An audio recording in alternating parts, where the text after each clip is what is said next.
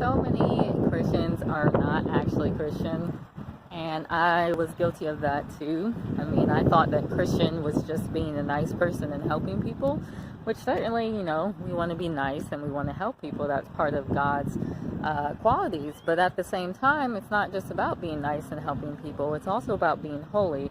If holy is not the number one thing that the Father wants us to be, then I have no idea what is. So I just had this conversation with a gentleman who literally is supporting Black Lives Matters. Now, Black Lives Matters is kind of under the guise that they're helping people, helping Black people especially, with all these riots and all that kind of good stuff. Now, these guys actually hold these things called libations.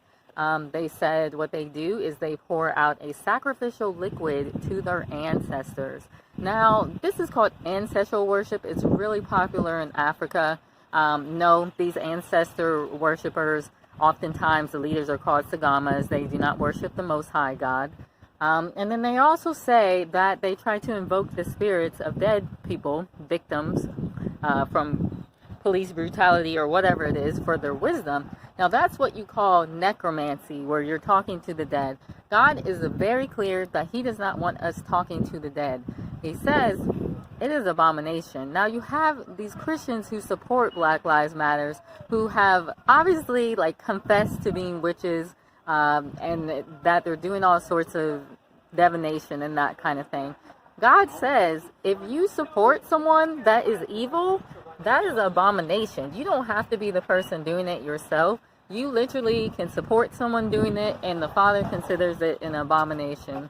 So you try to tell this to Christians, and they're like, whoa, they're doing something good. When you're having a libation at your meeting, you are basically bringing people into your witchcraft, saying it's okay to do these kinds of things. You're yoking them to Satan. That is not okay. We're not here for people to be yoked to Satan. We're here to break the chains of Satan.